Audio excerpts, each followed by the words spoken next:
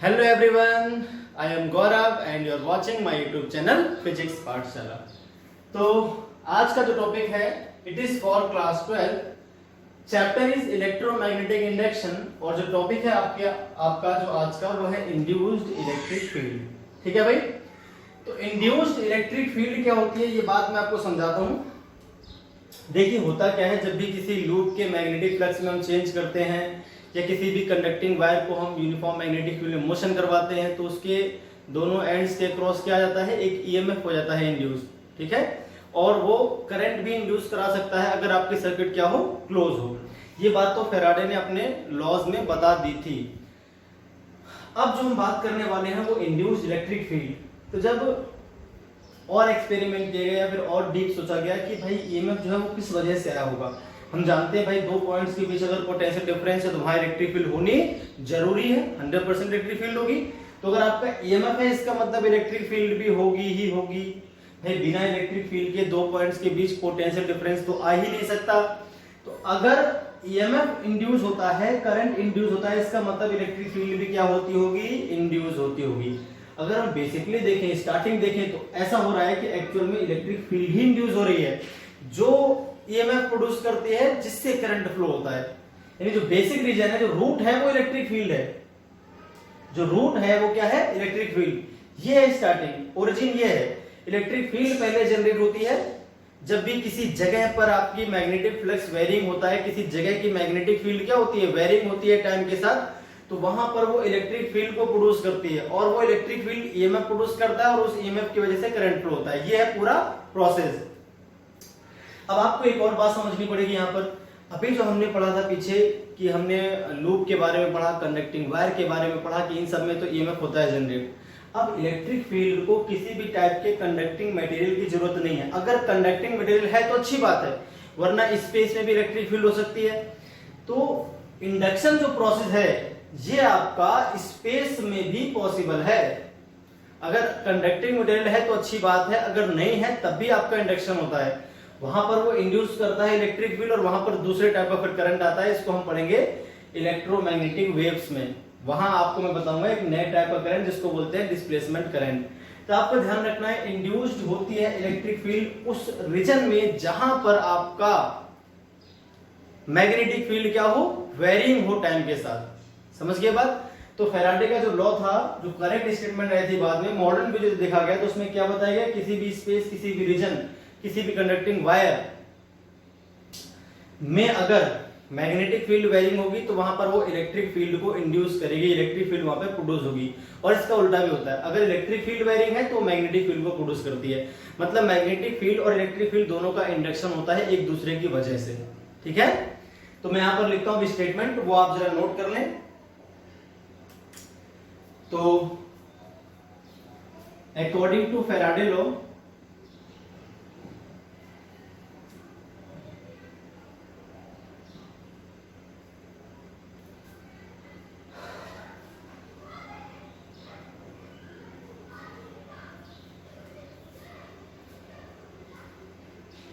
an electric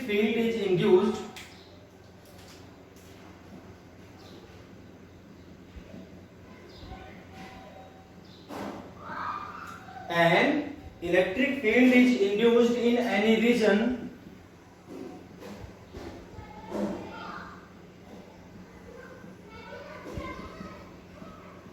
or space, ठीक है, in which magnetic field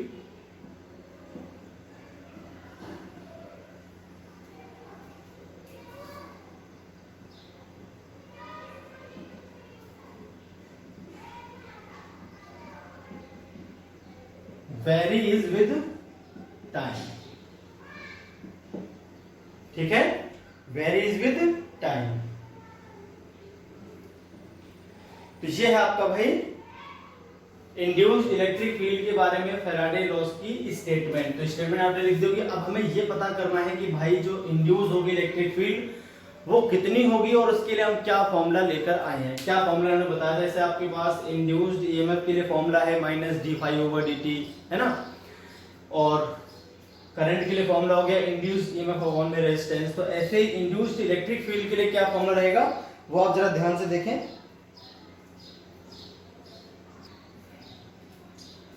तो हम बात कर लेते हैं इंड्यूस्ड इलेक्ट्रिक फील्ड का जो फॉर्मूला आएगा उसके बारे में। फॉर्मूला कैसे निकालना है, कैसे ड्राइव करना है, तो आपको समझाता हूं मैं।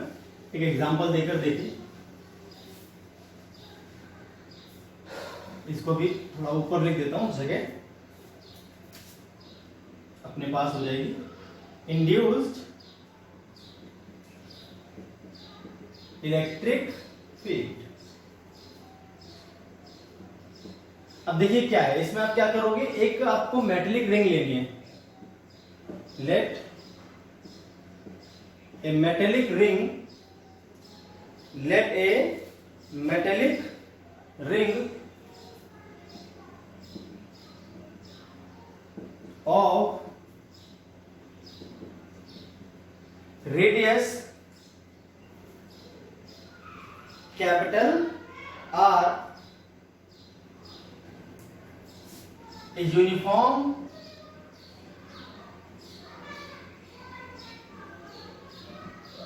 magnetic field is applied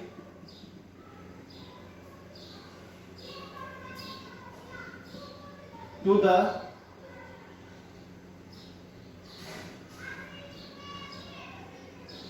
perpendicular to the plane of ring.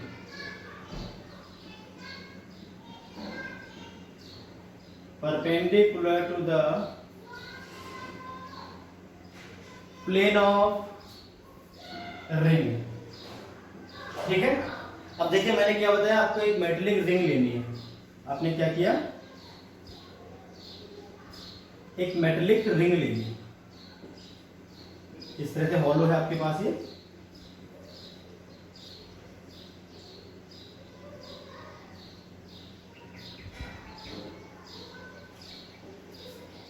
ये हो गया आपके पास मेटेलिक रिंग।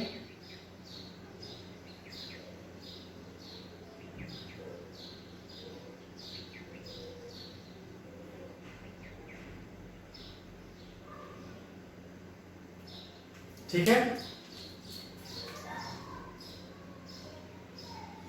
इसकी जो रेडियस है मान लीजिए आपकी एवरेज रेडियस मान लेते हैं आर, इस तरह से। ठीक है, बीच में से जो इसकी रेडियस है वो क्या मान लिया हमने, आर। थिकनेस ज्यादा मतलब तो अंदर की भी आर मान सकते हो, कोई दिक्कत वाली बात नहीं है। थिकनेस जो है वो ज्यादा नहीं है इस रिंग, इसकी जो आपके पास ये रिंग है। अब इसको हमने क्या करा, यूनिफॉर्म मैग्नेटिक फील्ड में रख दिया। इस तरह से क्रॉस क्रॉस आपने यूनिफॉर्म मैग्नेटिक फील्ड लगा ली।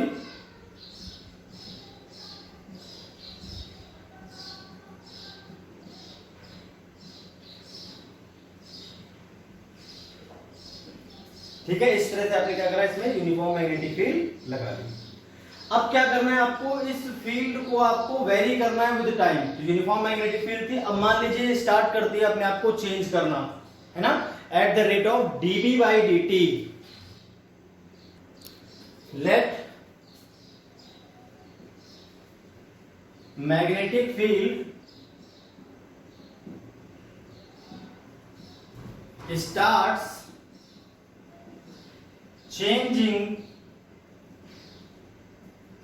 at a rate dB by dt। Due to this क्या होगा भाई, इसकी वजह से फ्लक्स चेंज होना शुरू हो जाएगा इसका। Due to this flux linked with ring changes at the rate of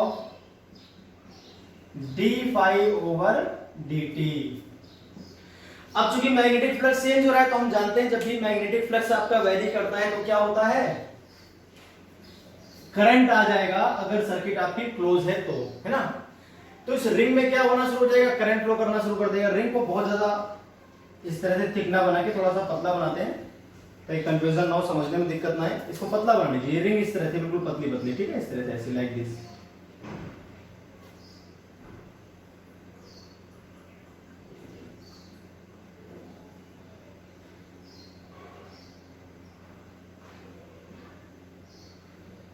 अब क्या होगा भाई, इस रिंग में करंट फ्लो होना शुरू हो जाएगा।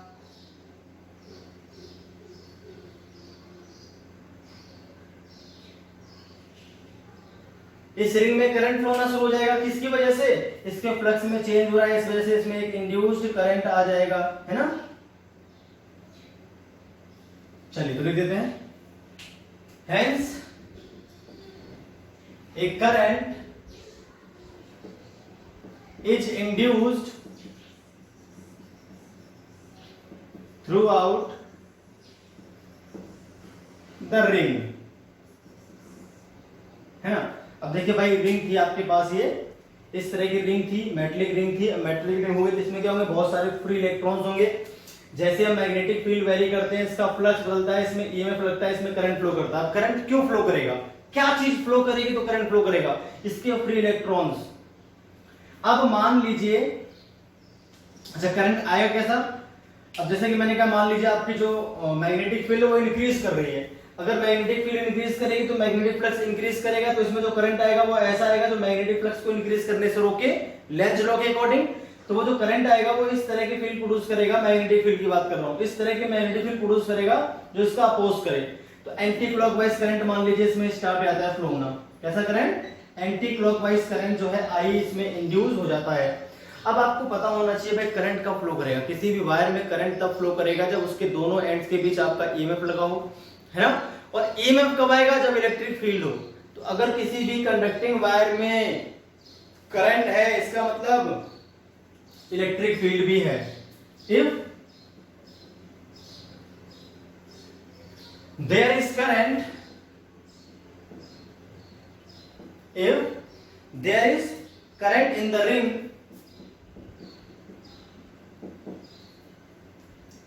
there must be an electric field, there must be an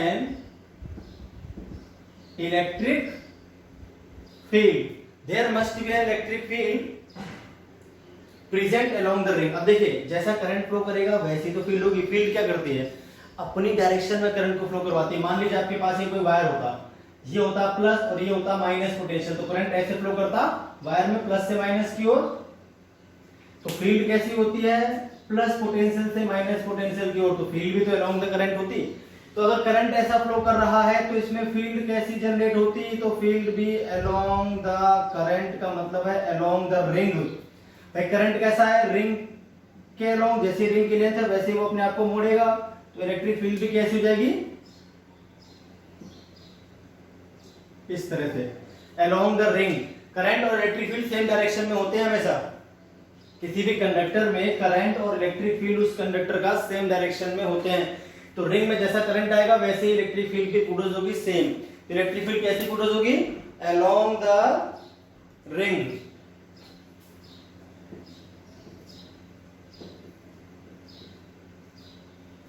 If there is a current in ring, there must be an electric field present along the ring. ये बात तो थ्योरेटिकल थी, अब हम बात करते हैं असली। अब देखिए, इलेक्ट्रिक फील्ड ने ही तो करंट बनाया, अब क्या हुआ होगा, सोचिए, इमेजिन कीजिए, हुआ क्या होगा। हुआ ऐसा होगा, जो इलेक्ट्रिक फील्ड है, इलेक्ट्रिक फील्ड जो सेटअप हुई है उसने फ्री इलेक्ट्रॉन्स को धक्का मारा होगा अपने अपोजिट डायरेक्शन में, तो फ्री इलेक्ट्रॉन्स मूव करते होंगे अलोंग द रिंग, इसकी वजह से करंट उनके अपोजिट डायरेक्शन में फ्लो कर रहा होगा।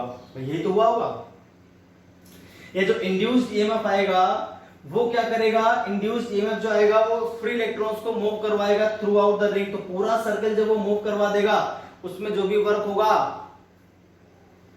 वो किससे निकाल सकते हैं हम, Q इंटू पोटेंशियल। देखिए, मान लीजिए आपके पास कोई वायर है, ये V1 हो गया और ये पॉइंट V2 हो गया। आपने कोई चार्ज पार्टिकल Q1 इस एंड से इस एंड तक मूव कराया, तो फॉर्मूला क्या होता है वर्क का, जो भी चार्ज है वो multiply potential difference V1 minus V2। Clear हो गई। तो ये होता है वर्क का formula Q into delta V। Q into delta V जो होता है आपके पास, क्या होता है वर्क का फॉर्मूला। तो इलेक्ट्रिक फील्ड, भाई जो इलेक्ट्रिक फील्ड है वो फ्री इलेक्ट्रॉन्स पे फोर्स लगाती है, उसकी वजह से इलेक्ट्रॉन मूव करते हैं इसमें, है ना। तो उसका जो वर्क होता है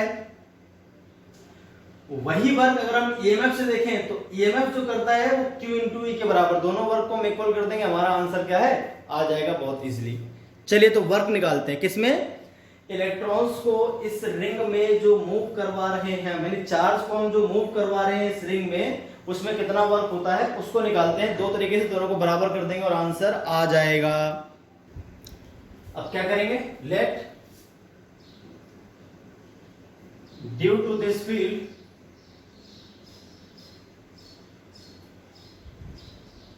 Q not charge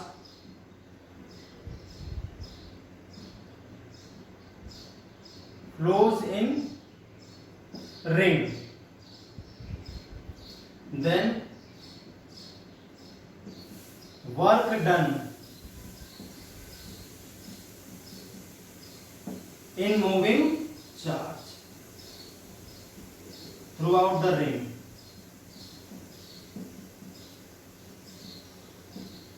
work done कितना हो जाएगा, वर्क का फॉर्मूला देखिए क्या आ जाएगा, वर्क जो आएगा आपका,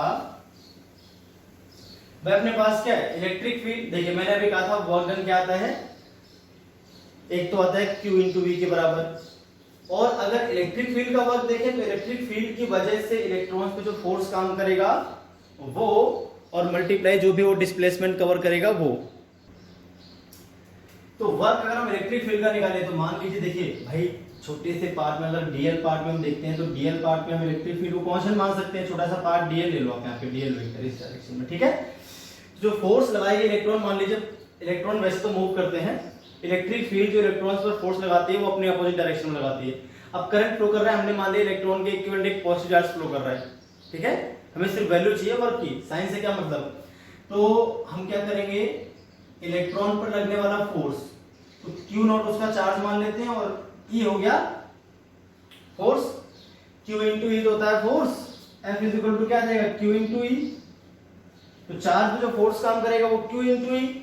अब भाई मान लो उसने डीएल डिस्टेंस कवर करी तो उसमें वर्क कितना हो जाएगा, dot DL force multiply DL, तो QE vector dot DL vector, close loop होगी तो क्लोज इंटीग्रेशन कर देंगे इसका, ये किसका सिंबल है, क्लोज लीनियर इंटीग्रेशन का, यानी किसी क्लोज लूप के लिए इंटीग्रेशन आप कर रहे हो, तो वर्क ये निकलता है इक्वेशन नंबर फर्स्ट। अगेन अगर वर्क का हम दूसरा फॉर्मूला देखें तो मैंने कहा था वो क्या होता है, charge multiply potential difference, again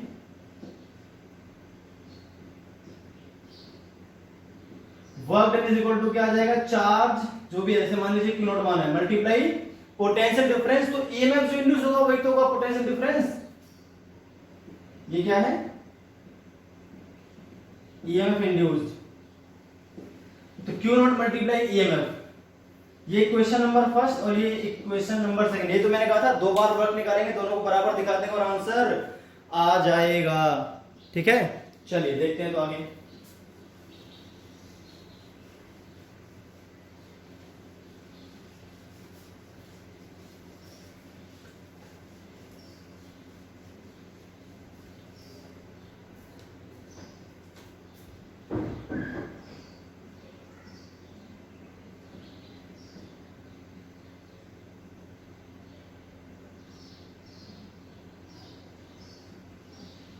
इस तरह से इज इक्वल टू कर देना है आपको Q not multiplied by epsilon induced EMF, आपको पता होना चाहिए इंड्यूस्ड ईएमएफ किसके बराबर होता है, minus d phi b upon d t, और फाइव बी क्या है, मैग्नेटिक फ्लक्स,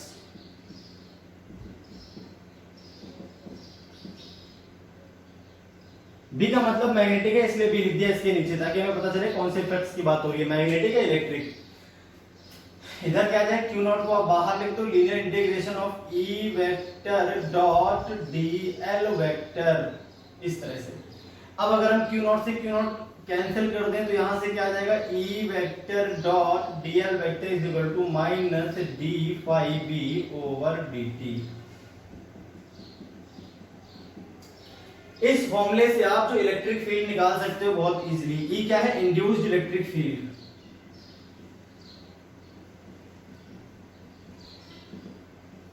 तो किसी भी क्लोज लूप में कितनी इंड्यूस्ड इलेक्ट्रिक फील्ड होगी आप यहां से निकाल सकते हो बहुत इजीली। क्लोज लूप के लिए उसका लीनियर इंटीग्रेशन कर देंगे, लिमिट लगा देंगे, जो भी उसकी लेंथ होगी 0 से लेकर है, जैसे यहाँ पर इस केस में 0 से लेकर 2 पाई आ रहा है, तो यहाँ की इलेक्ट्रिक फील्ड आपकी निकल आती है, कितनी आती है, d5v/dt आ जाएगा आपका यहाँ से आंसर। समझ आ गई बात? तो 5v तो हम इजीली निकाल पाएंगे। 5v कैसे निकालेंगे? इसका मैग्नेटिक फील्ड कितनी है किसी इंस्टेंट और इसका एरिया, उसका हम क्रॉस प्रोडक्ट कर देंगे, उसको डिफरेंशिएट कर देंगे विद टाइम। अच्छा, जो मैग्नेटिक फील्ड होगी वेरिंग होगी, तो टाइम के रिस्पेक्ट में उसका कोई रिलेशन दे रखा होगा, 5v = 3t² समथिंग ऐसे करके, तो d5v/dt करोगे आप यहाँ से आप, और इसको इंटीग्रेट कर दोगे dl के रिस्पेक्ट में, इलेक्ट्रिक फील्ड आपकी निकल आएगी। तो इस पे देखते हैं क्वेश्चन, एक न्यूमेरिकल देख लेते हैं किस तरह सॉल्व करना पड़ेगा हमें। ये फॉर्मूला आपको ध्यान रखना जो मैंने अभी निकाला है, किसी भी क्लोज लूप के लिए, किसी भी शेप की क्लोज लूप के लिए आप वेक्टर E.dl = -d5v/dt कर सकते हो। यही इंड्यूस्ड इलेक्ट्रिक फील्ड के लिए फॉर्मूला रहेगा, क्योंकि ईएमएफ आया है, करंट आया है, तो किसकी वजह से आया है? इलेक्ट्रिक फील्ड सेटअप हुई है उसकी वजह से, तो ये इंड्यूस्ड इलेक्ट्रिक फील्ड का फॉर्मूला है। चलिए एक न्यूमेरिकल में आपको समझाता हूं किस तरह से करना होता है। न्यूमेरिकल में पहले लिख देता हूं, उसके बाद फिर मैं सॉल्व करके आपको बताता हूं। आपके सामने एक क्वेश्चन है, इसमें क्या है, एक यूनिफॉर्म मैग्नेटिक फील्ड है,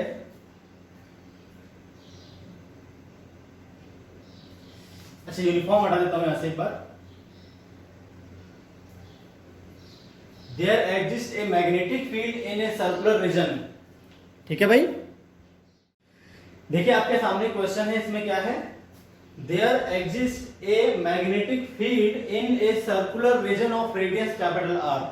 एक कोई रीजन है, वहां पर R के सर्कुलर रीजन में आपकी मैग्नेटिक फील्ड एग्जिस्ट करती है, और वो मैग्नेटिक फील्ड परपेंडिकुलर आउटवर्ड है उस प्लेन के, और जो इलेक्ट्रिक फील्ड की जो स्ट्रेंथ है, मतलब जो उसकी वैल्यू है, वो टाइम डिपेंडिंग है, और वो इस तरह से वेरी करती है। तो आपको बताना है कि उस प्लेस पे इलेक्ट्रिक फील्ड कितनी आएगी, सेंटर से स्मॉल r दूरी पर, एक बार तो r आपका स्मॉल है उसकी रेडियस से, रीजन की रेडियस से, और एक बार रीजन की रेडियस से बड़ा है।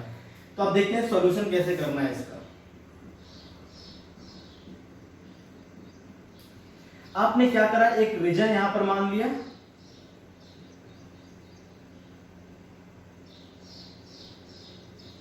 रीजन को आपने मान लिया R। इस रीजन में क्या है भाई अपने पास, यहां पर आपके पास यूनिफॉर्म मैग्नेटिक फील्ड है, टाइम वेरिंग आउटवर्ड डायरेक्शन में, इस तरह से मैग्नेटिक फील्ड है, ठीक है।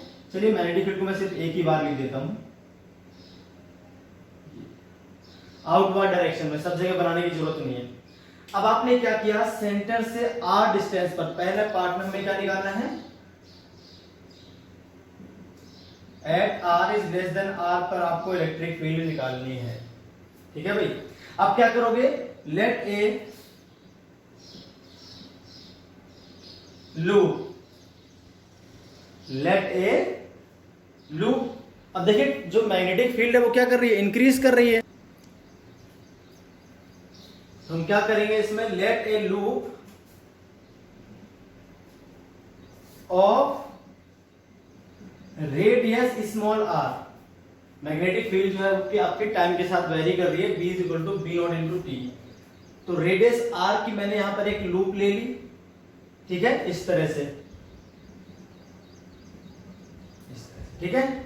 और मान लिया इसके किसी पॉइंट पर जो इलेक्ट्रिक फील्ड इंड्यूस हो रही है,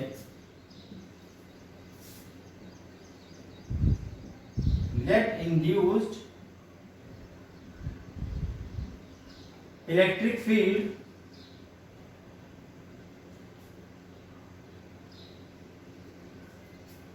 r डिस्टेंस पर, यहां पर एक पॉइंट मान लिया मैंने P, at P is E। अब क्या करेंगे, यहां पर छोटा सा हम एक एलिमेंट ले लेंगे, ठीक है, dn, और उसको हम क्या कर देंगे, लीनियरली कर देंगे इंटीग्रेट, जैसा फॉर्मूला मैंने बताया था, integration of E vector dot dn vector, integration, ठीक है। अब जो क्लोज लूप है, लीनियर इंटीग्रेशन करना है, वो भी क्लोज, तो 0 से लेकर 2 पाई स्मॉल r आ जाएगी आपके पास। भाई इसकी जो सर्कमफेरेंस है वो कितनी आएगी, स्मॉल r। अब अगर देखें तो हमारे पास फॉर्मूला होता है माइनस डी फाई अपॉन में डी टी। मैग्नेटिक फ्लक्स हो गया आपके पास यहाँ पर फाई बी।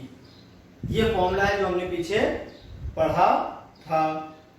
क्लियर हो गई बात। अब अगर हम देखें जो मैग्नेटिक फ्लक्स है तो मैग्नेटिक फ्लक्स कितना आएगा, मैग्नेटिक फ्लक्स आपका आएगा magnetic field multiply area multiply cos उनके बीच का एंगल, तो जीरो, क्योंकि मैग्नेटिक फील्ड परपेंडिकुलर है प्लेन के और प्लेन की खुद की डायरेक्शन उससे परपेंडिकुलर होती है, दोनों की जो डायरेक्शन है वो पैरेलल हो जाएगी, जीरो का एंगल बन जाएगा। ई vector dot DL vector zero से लेकर 2 पाई आर, जीरो से लेकर 2 पाई आर। क्लियर हो गई बात। अब हम जानते हैं जो इलेक्ट्रिक फील्ड इंड्यूस होती है वो भी कैसी होती है, जो हम सर्कल मानते हैं उसी के अलोंग इलेक्ट्रिक फील्ड इंड्यूस होती है कि नहीं।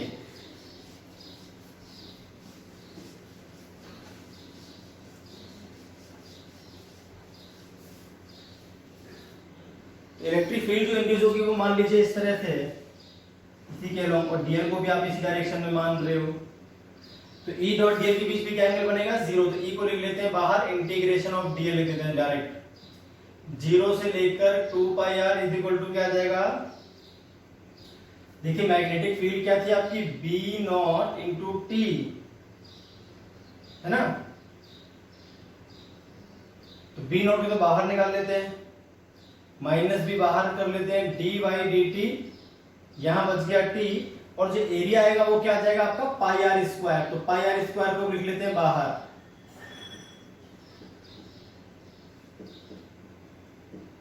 क्योंकि एरिया तो है पाई आर स्क्वायर और जो मैग्नेटिक फील्ड थी वो थी आपकी बी नॉट स्मॉल टी, इस तरह से। तो यहां से जो इलेक्ट्रिक फील्ड आपके पास आ जाएगी वो आ जाएगी minus B not pi into are square d t by d t, तो कौन हो जाएगा डायरेक्ट, और इसकी जो इंटीग्रेशन आएगा डीएल का वो एल आ जाएगा, लिमिट आ जाएगी 0 से 2 पाई आर। तो इलेक्ट्रिक फील्ड लिमिट रखने के बाद आ जाएगा आपके पास B not pi into are square upon में 2 पाई आर, माइनस लगा हुआ है माइनस बी नॉट, एक आर से आर कट जाएगा, पाई से पाई, तो B R by 2 minus B not R by 2 आपके पास आंसर आ जाएगा। अच्छा माइनस क्या रिप्रेजेंट कर रहा है, माइनस ये रिप्रेजेंट कर रहा है कि जो इलेक्ट्रिक फील्ड आपकी इंड्यूस होती है वो मैग्नेटिक फ्लक्स में चेंज का अपोज करती है लेंज लॉ में।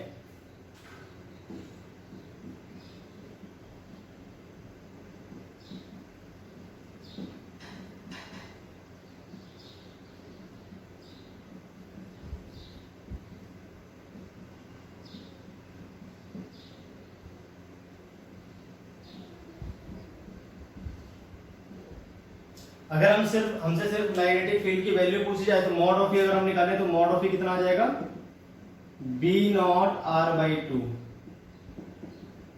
ठीक है, इस तरह से। अब अगर आपसे कहता है कि भाई हमें एक पॉइंट ऐसा लेना है जहां पर, तो सिमिलरली उसके लिए भी कर देंगे जो आपकी उस रीजन से बाहर हो, क्योंकि जो स्मॉल आर है इस बार क्या बोलते हैं, तो अब क्या करेंगे हम एक और ऐसे ही रिंग मान लेंगे या फिर सर्कुलर लूप ले लेंगे जो इससे बाहर हो जाएगी, किससे, इस रीजन से बाहर। तो अगला जो हम करेंगे इसमें पार्ट बी, तो पार्ट बी में क्या था, जो आर था आपका वो स्मॉल आर से बड़ा था, एक लूप लोगे आप इस तरह से बाहर बाहर इसके, ये स्मॉल आर आपका ये हो जाएगा इस बार। यहां पर एक पॉइंट पी आप इमेजिन कर लो,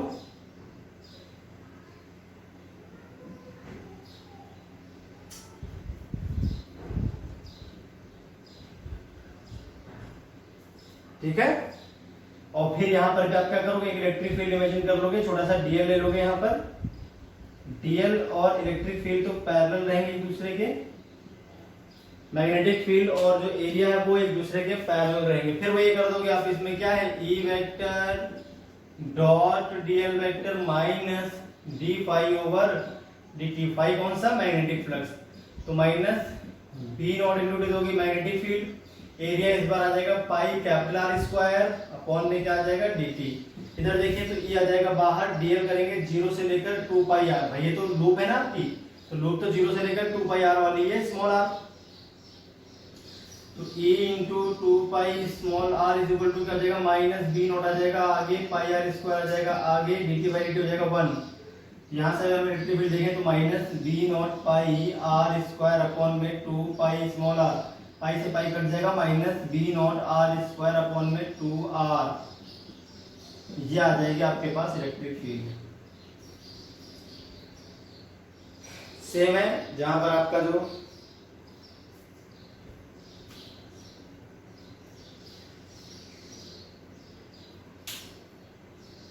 ये माइनस क्या बता रहा है, वही कि इंड्यूस इलेक्ट्रिक फील्ड जो है वो अपोज करती है मैग्नेटिक फ्लक्स में चेंज का। अगर हम ग्राफ देखें तो ग्राफ हमें कुछ इस तरह से मिलेगा। आपने देखा होगा जब स्मॉल आर था छोटा कैपिटल आर से तो E is directly proportional r आया था। स्मॉल आर जब बड़ा है आर से तो E is inversely proportional to r आता है। अगर हम ग्राफ खींचना चाहें इंड्यूस इलेक्ट्रिक फील्ड और डिस्टेंस के लिए, जब तक आर आर के बराबर नहीं होता आपका ये लीनियरली वेरी करेगा, डायरेक्टली प्रोपोर्शनल। उसके बाद कैसा हो जाएगा, इस तरह से रेक्टेंगुलर हाइपरबोला इनवर्सली प्रोपोर्शनल का ग्राफ बन जाएगा।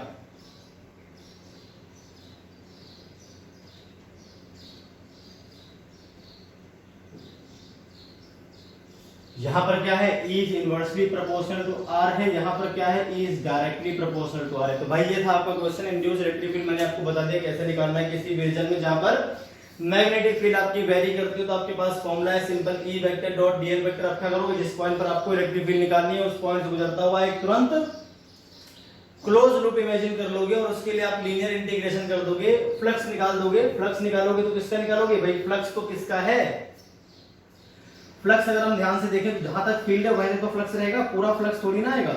अब इसका एरिया मान लीजिए पूरा पाई आर स्क्वायर है, पर फील्ड तो केवल इतने इतने में है तो फ्लक्स केवल इतने का ही आएगा, इसलिए मैंने यहाँ पर पाई आर स्क्वायर लिखा था। ये जो है एरिया जो पाई आर स्क्वायर है वो सिर्फ कब होगा, जिसमें फील्ड होगी, हैविंग फील्ड। फ्लक्स तो फील्ड भी है ना, यहाँ तो फील्ड है ही नहीं तो यहाँ का फ्लक्स क्या जाएगा, जीरो। ठीक है, इतना इतना ये फ्लक्स क्या हो जाएगा, जीरो। इसके अंदर फ्लक्स होगा जो निकालना है। तो केवल यही एरिया है जहां पर फ्लक्स है आपका, तो एरिया तो आपका पाई आर स्क्वायर ही रहेगा। और ये वाला तो आपको पूरा लेना है सर्कमफेरेंस 2 पाई आर, जो बाहर वाली लूप है उसका। तो एक्चुअली बाहर वाली लूप पे फ्लक्स निकालना हम चाहते थे, लेकिन बाहर वाली लूप का फ्लक्स जो आएगा वो अंदर वाली लूप के फ्लक्स के बराबर इसलिए आएगा क्योंकि बाहर मैग्नेटिक फील्ड है ही नहीं, जो इसका फ्लक्स आएगा वही बाहर वाले का फ्लक्स आ जाएगा। इस तरह से था क्वेश्चन आपके सामने। चलिए तो अब हम बात कर लेते हैं किसकी, अब हम बात करेंगे इंडक्टेंस की। चलिए देखते हैं इंडक्टेंस क्या होता है भाई।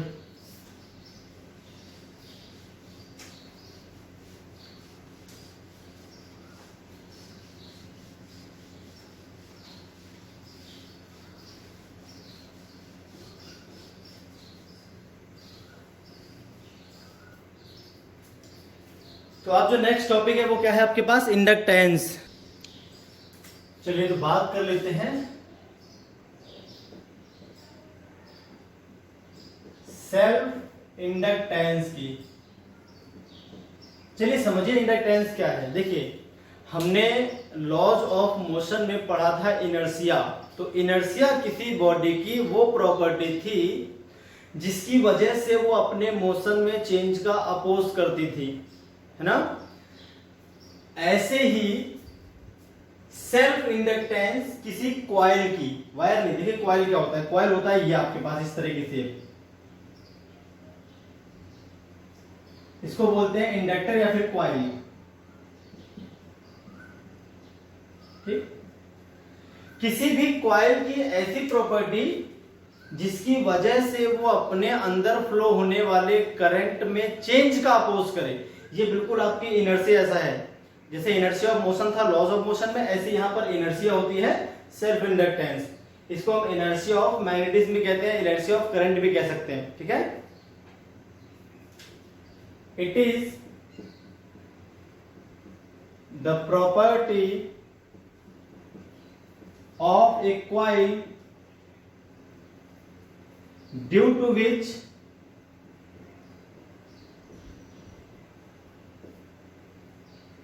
it opposes the change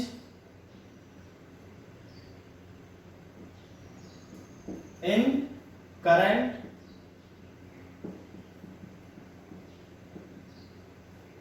flowing through it। ठीक है, यानी जब भी किसी कॉइल के करंट में आप चेंज करते हो तो वो उस चेंज का अपोज करती है। अब वो उस चेंज का जो अपोज करती है, इसी प्रॉपर्टी को हम क्या बोलते हैं? Self inductance. क्या बोलते हैं भाई इसको हम लोग? Self inductance. अभी करती कैसे अपोज वो देखना है। देखिए अब क्या होगा, मान लीजिए आपके पास कोई कॉइल है, तो जब भी हम किसी कॉइल के करंट में चेंज करते हैं तो उसके मैग्नेटिक फ्लक्स में होता है चेंज। क्योंकि कॉइल किस तरह की, कॉइल का शेप आपका इस तरह का है। अब मान लीजिए इसका करंट बढ़ेगा तो यहाँ पर देखिए एक सर्कुलर लूप दिख रही है आपको, ऐसे यहाँ पर भी एक सर्कुलर लूप है। तो जो ये सर्कुलर लूप्स हैं इनके फ्लक्स में आता है चेंज। तो इनमें क्या होता है, एक ईएमएफ इंड्यूस, और वो ईएमएफ इंड्यूस क्या करता है? फ्लक्स में चेंज का अपोज। फ्लक्स में चेंज क्यों हो रहा है? करंट में चेंज की वजह से। मतलब वो जो इंड्यूस ईएमएफ आएगा वो क्या करेगा? करंट में चेंज का अपोज करेगा, है ना। अगर मान लीजिए किसी कॉइल में करंट डिक्रीज हो रहा है तो आपका एक ईएमएफ जनरेट होगा जो करंट को इंक्रीज करने की कोशिश करेगा। और अगर मान लीजिए आपका जो करंट है वो इंक्रीज हो रहा है तो एक ईएमएफ आएगा जो करंट को डिक्रीज करने की कोशिश करेगा। ठीक है, तो इसको मैं लिखता हूं नीचे से अलग से। When current flowing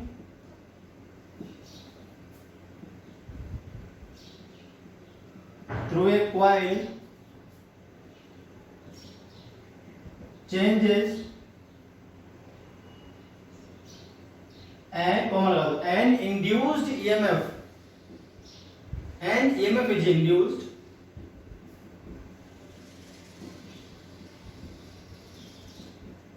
in that coil। किसकी वजह से? Due to change in magnetic flux. क्योंकि जब किसी कॉइल के करंट में चेंज आता है तो उसका मैग्नेटिक फ्लक्स अपने आप चेंज होगा। भाई करंट पे डिपेंड करती है मैग्नेटिक फील्ड, और मैग्नेटिक फील्ड पे डिपेंड करता है आपका कौन? Magnetic flux finally. तो मैग्नेटिक फ्लक्स को मिला के आपका करंट पे डिपेंड कर रहा है। आप इस तरह से बोल सकते हो, ज्यादा करंट ज्यादा मैग्नेटिक फ्लक्स, कम करंट कम मैग्नेटिक फ्लक्स। क्योंकि ज्यादा करंट ज्यादा मैग्नेटिक फील्ड, कम करंट कम मैग्नेटिक फील्ड, और मैग्नेटिक फील्ड के डायरेक्टली प्रोपोर्शनल है आपका flux. which opposes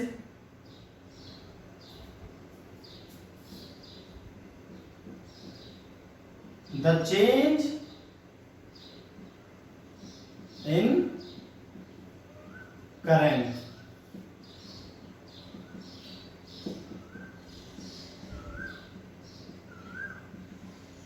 flowing through coil. तो बात समझ में आ गई?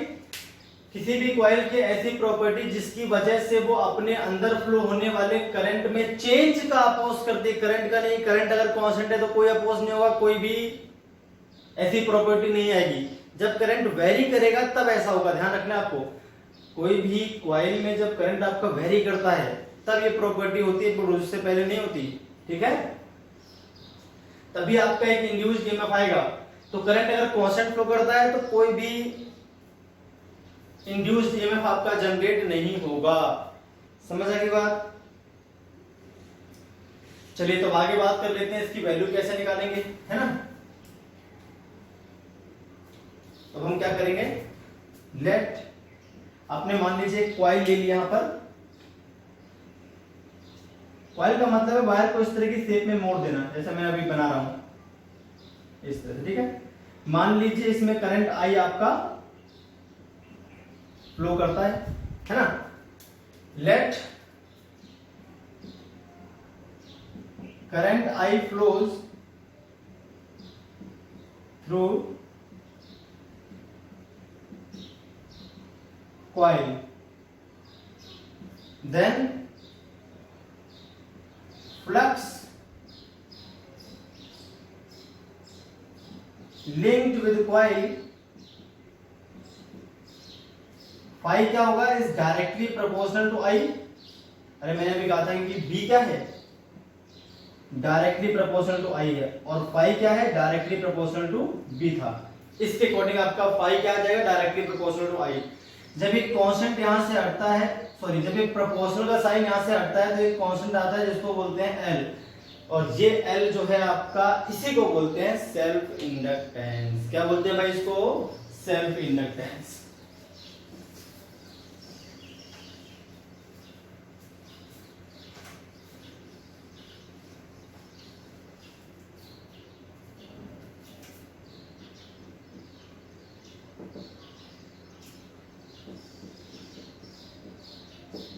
Constant of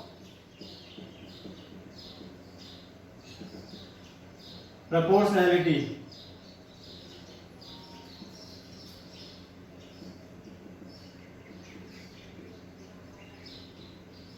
which is called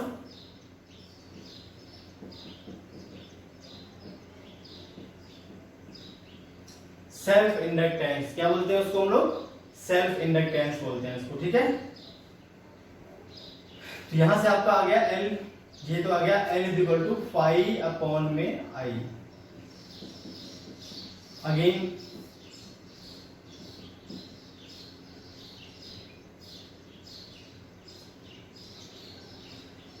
इसे इक्वेशन नंबर फर्स्ट कर लेते हैं।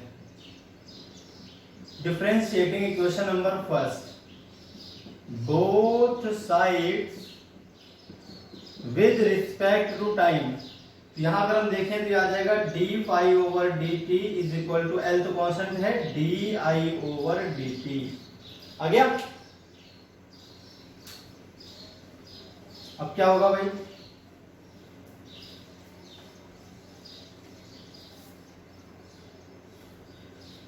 फैराडे के सेकंड लॉ से एप्सिलॉन इज इक्वल टू क्या होता है, minus D phi over D T. होता है कि नहीं होता, minus D phi over D T. यहां से एप्सिलॉन क्या आ जाएगा, minus epsilon is equal to L D I over D T आ जाएगा। यहां से epsilon is equal to minus D I over D T.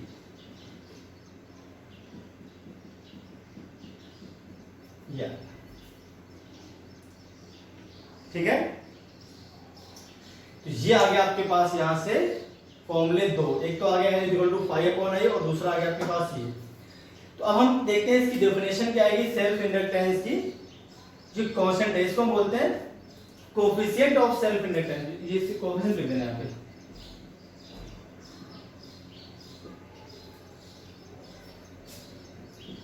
Self inductance तो एक प्रॉपर्टी है, ठीक है। सेल्फ इंडक्टेंस तो एक प्रॉपर्टी है जिसका जो कोफिशिएंट है वो एल होता है। अगर एल ज्यादा है तो ये प्रॉपर्टी ज्यादा है, अगर एल की वैल्यू कम है तो ये प्रॉपर्टी क्या है, कम है किसी कॉइल में।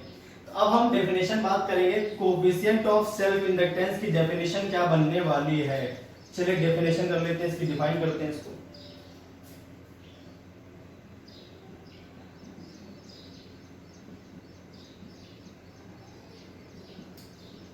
सेल्फ इंडक्टेंस आपकी प्रॉपर्टी है, उसका जो कोफिशिएंट है वो है एल, उसकी डेफिनेशन की बात कर रहा हूं मैं, ठीक है, एल की।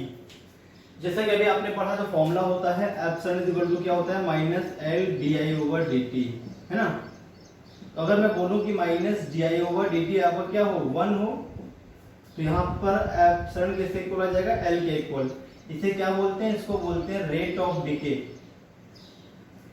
Rate of decay of current, current के घटने की रेट,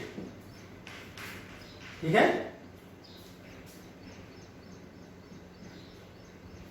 1 यूनिट लिख देना इसको, ठीक है। तो क्या बनेगी डेफिनेशन, तो हम बोलेंगे if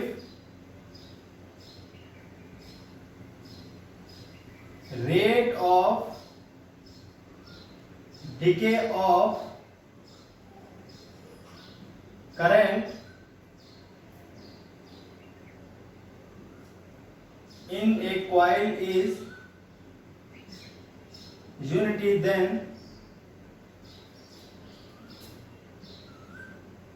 its self inductance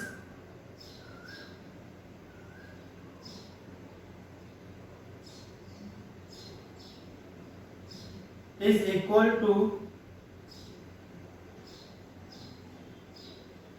EMF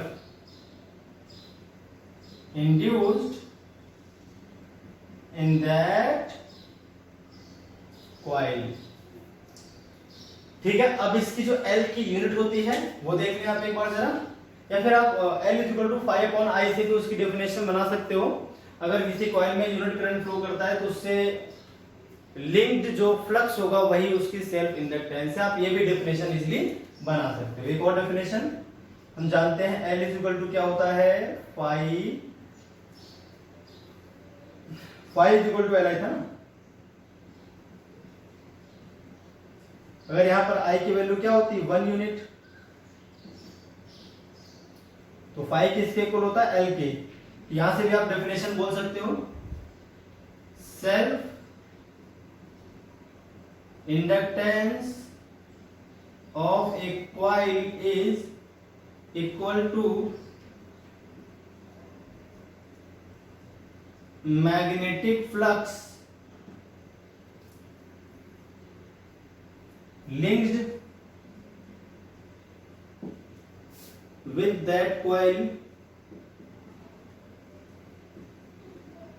if unit current flowing through it।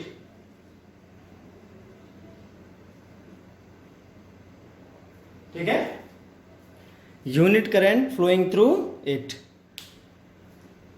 तो भाई ये भी आपकी डेफिनेशन हो गई सेल्फ इंडक्टेंस की। क्लियर हो गई बात। अब अगर हम बात कर लें इसके यूनिट की, तो इसकी यूनिट और देख लें क्या होता है, बाकी बातें हम करेंगे फिर बाद में। देखते हैं इसकी यूनिट क्या है।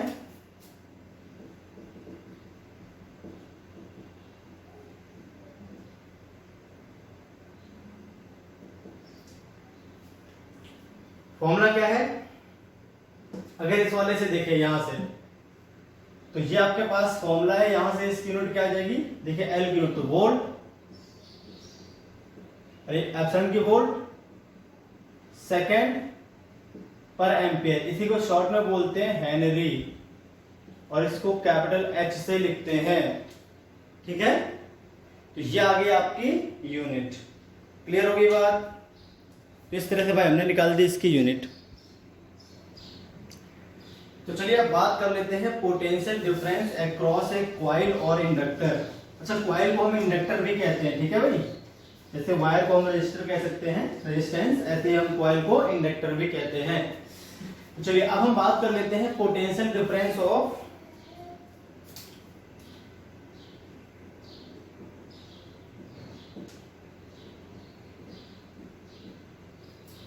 पोटेंशियल डिफरेंस अक्रॉस ए कॉइल और इंडक्टर। कॉइल को हम क्या बोलते हैं, इंडक्टर बोलते हैं। कॉइल किस तरह से बनेगी, मान लीजिए ये आपकी कोई कॉइल है, ठीक है, एक पॉइंट इसका ए हो गया और एक पॉइंट इसका बी हो गया। केस नंबर फर्स्ट लेते हैं, ये हो गया आई, when constant current is flowing through it। ठीक है, मान लीजिए इसको मैंने किसी सेल से जोड़ रखा है बाहरी, या ये जो पॉइंट है ये आपका VA पर है और ये वाला जो पॉइंट है वो VB पोटेंशियल पर है ना। अब जैसे कि मैंने कहा है कांस्टेंट करंट फ्लो करेगा तो di/dt 0 होगा, तो इंड्यूस्ड ईएमएफ जो आएगा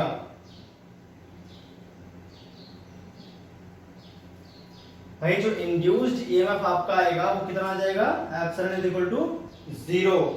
और जब आपका एप्सिलॉन = 0 आ जाएगा, ठीक है,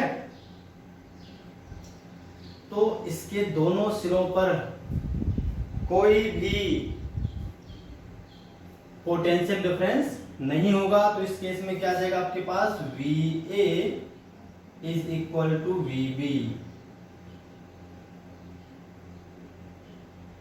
ठीक है, मैं एक और बात यहां पे लिख देता हूं आपके लिए,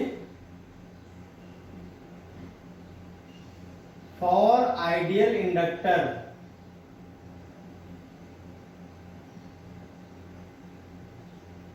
रेजिस्टेंस इज जीरो।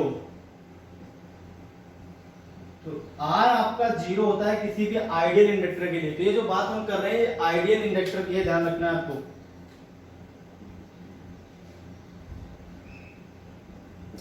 इसमें कोई रेजिस्टेंस नहीं है, सिर्फ इसकी जो प्रॉपर्टी थी इंडक्टिव वही इसमें अपोज करती है। अब देखिए इसका रेजिस्टेंस तो है नहीं और इसमें करंट भी कांस्टेंट है, तो जो प्रॉपर्टी अपोज करती है करंट के फ्लो चेंज का वो भी इसमें है नहीं। तो कोई भी अपोजिंग प्रॉपर्टी नहीं है, सीधे दोनों का जो पोटेंशियल आएगा वो क्या आ जाएगा, इक्वल आ जाएगा। तो कोई भी पोटेंशियल डिफरेंस आपको लगाने की जरूरत नहीं है। आइडियल इंडक्टर या फिर आइडियल कॉइल में कोई भी करंट उसमें फ्लो करवा सकते हो कांस्टेंट, आपको पोटेंशियल की जरूरत नहीं पड़ेगी क्योंकि आर क्या होता है यहाँ पर, जीरो। ठीक है, तो हम आइडियल केस ही लेते हैं, हमेशा ध्यान रखना है कोई बात। तो इसका जो आर है वो जीरो। अब केस नंबर सेकेंड की अगर हम बात करते हैं,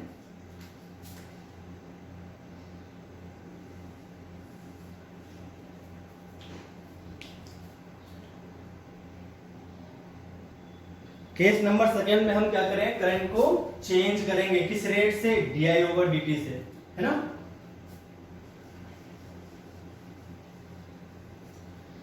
अब बात कर लेते हैं फॉर वेरिएबल करंट।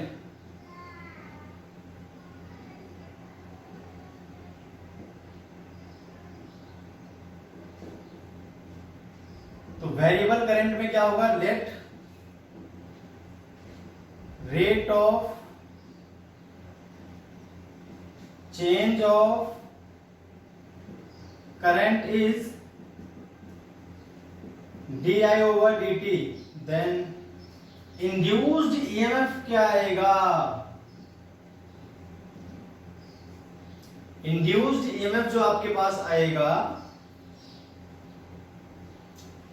वो आ जाएगा epsilon minus L D I over D T. क्या आ जाएगा भाई, minus L D I over D T, है ना। तो अब ये कॉइल किस तरह से बिहेव करेगी, ये कॉइल इस तरह से बिहेव करेगी जैसे कि एक सेल बिहेव करता है। यहां पर इसके जो एंड्स है उसके थ्रू यहां पर ये एक ईएमएफ इंड्यूस जाएगा अपने आप, minus L D I over D T का। अब देखिए ध्यान से एक बात समझिए, अगर करंट इंक्रीज कर रहा है इस कॉइल में, जैसे मान लीजिए करंट इंक्रीज कर रहा है, हमने माना करंट इंक्रीज कर रहा है, तो करंट इंक्रीज कब करेगा, जब इस वाले पोटेंशियल को हम बढ़ाएंगे। भाई इन दोनों के बीच के पोटेंशियल डिफरेंस को अगर हम और इंक्रीज करेंगे तो आई क्या होगा आपका, बढ़ेगा, बढ़ेगा। अगर ये आई इस डायरेक्शन में और इस आई की वैल्यू बढ़ती है तो जो ईएमएफ आता है वो क्या चाहता है कि वो चाहता है करंट ना बढ़े, तो क्या करेगा, एक अपोजिट डायरेक्शन में करंट को फ्लो कराने की कोशिश करेगा। तो अपोजिट डायरेक्शन में करंट को फ्लो कब करवा सकता है वो, जब वो खुद ऐसा हो, इस तरह से। ये आ जाएगा आपके पास दूसरा करंट, जिसको बोलेंगे आई इंड्यूस्ड, और जो ईएमएफ आएगा इसे क्या बोलेंगे, ईएमएफ इंड्यूस्ड। तो आपको जो ईएमएफ इंड्यूस्ड लेना है वो हमेशा इस तरह से लेना है कि जैसा भी करंट है उसका अपोज करेगा। मान लीजिए करंट ऐसा फ्लो कर रहा है और इसकी वैल्यू इंक्रीज कर रही है तो अपोजिट डायरेक्शन में आ जाएगा। ये इस डायरेक्शन में करंट फ्लो कर रहा है, मान लीजिए वैल्यू डिक्रीज कर रही है, जो करंट है डिक्रीज कर रहा है, तो फिर जो करंट आएगा वो उस डायरेक्शन में आएगा, सेम डायरेक्शन में। क्लियर होगी बात। तो वो करंट को बढ़ाने की कोशिश करेगा, जो इंड्यूस करंट आएगा वो। अभी क्या होगा, करंट को कम करना है, जो इंड्यूस करंट आएगा वो जो आपका करंट था अप्लाइड करंट उसके अपोजिट डायरेक्शन में आएगा, तो आपका जो ईएमएफ रहेगा वो इस तरह से लग जाएगा। अब एक पॉइंट हो गया आपके पास ये ए और एक पॉइंट हो गया आपके पास बी, और यहाँ पर जो एप्सिलॉन है वो है minus L D I over D T, है कि नहीं, जो इसकी वैल्यू है वो।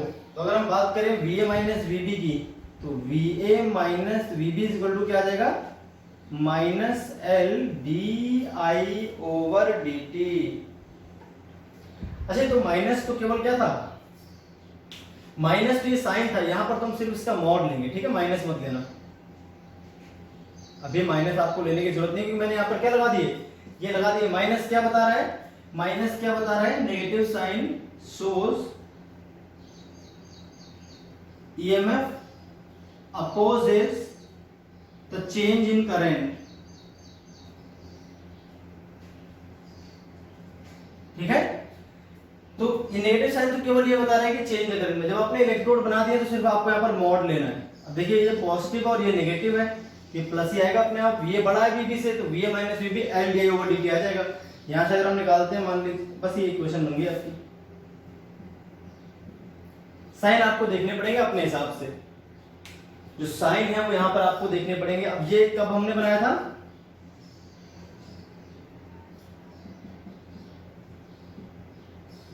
when di over dt is positive. अगर आपका di over dt क्या है, करंट इंक्रीज कर रहा है, आप ऐसे बोल सकते हो। जब करंट इंक्रीज करेगा तो ये केस रहेगा, है ना। मान लीजिए आपका करंट जो है वो डिक्रीज कर रहा है, ये आपके पास कोई कॉइल है,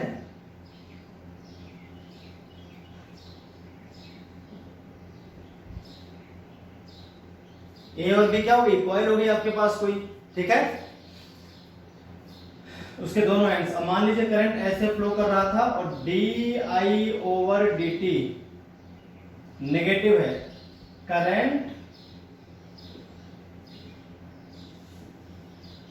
डिक्रीजेज होकर, करंट डिक्रीज करता हो, यहां पर जो ईएमएफ आएगा वो कैसा आएगा भाई, ये कॉइल है, ये इस तरह से बिहेव करेगी जैसे करंट को बढ़ाए, तो यहां पर जो आई इंड्यूस होगा वो करंट की डायरेक्शन में आएगा। ईएमएफ इंड्यूस आपका इस तरह से आएगा जैसे मैंने आपको बताया।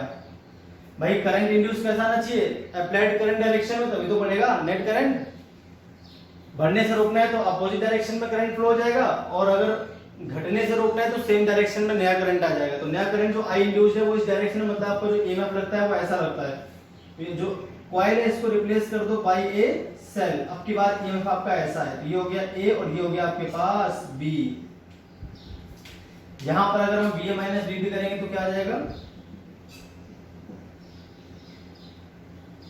वीए माइनस वीबी, देखिए नेगेटिव है ना तो माइनस लग जाएगा, minus L D I over D T आ जाएगा इस बार।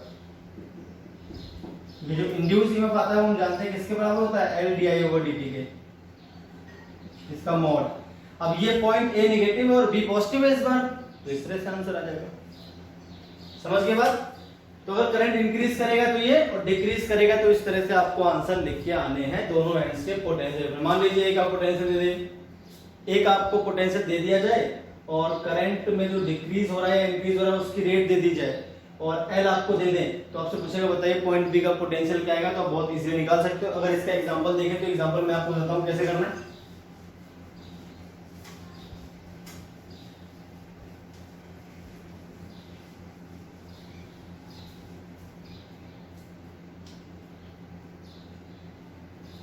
मान लीजिए आपके पास एक क्वेश्चन है, इसमें क्या है, एक कॉइल है आपके पास,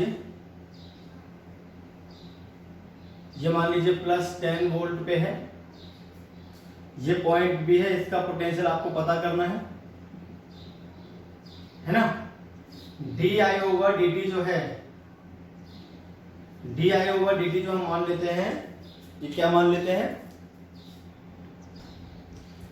D I over D T को मान लेते हैं 10 एम्पियर पर सेकेंड, और जो इंडक्टेंस है मान लीजिए जो एल है आपकी वो है 0.2 हेनरी, ठीक है। तो अब कैसे करेंगे देखो,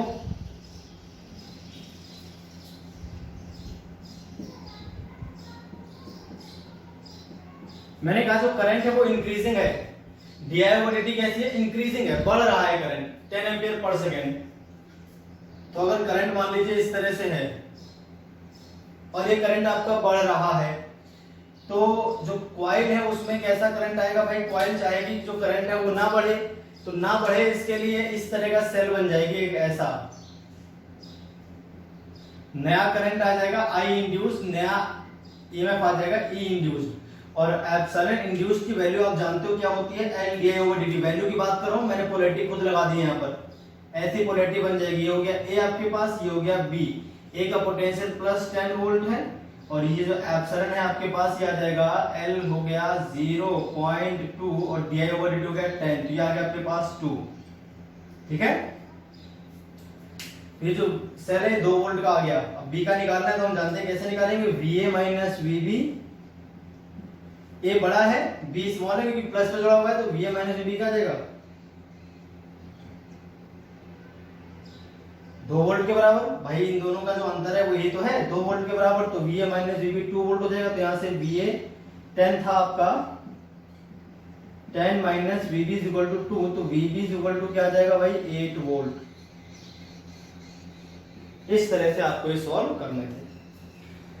तो भाई आज का जो टॉपिक था वो इंड्यूस्ड इलेक्ट्रिक फील्ड था, और इंडक्टेंस सेल्फ इंडक्टेंस क्या होती है ये मैंने आपको कवर कर दिया। तो हम जो नेक्स्ट वीडियो लेक्चर है उसमें पढ़ेंगे सेल्फ इंडक्टेंस की पोटेंशियल एनर्जी क्या होती है, किसी इंडक्टर की पोटेंशियल एनर्जी, उनका कॉम्बिनेशन, सीरीज, पैरेलल, ठीक है। फिर म्यूचुअल इंडक्टेंस पढ़ेंगे, सोलेनॉइड का जो इंडक्टेंस है, सेल्फ इंडक्टेंस और म्यूचुअल इंडक्टेंस, ये सारी बातें हम नेक्स्ट वीडियो लेक्चर में कवर करेंगे। आज के लिए इतना ही।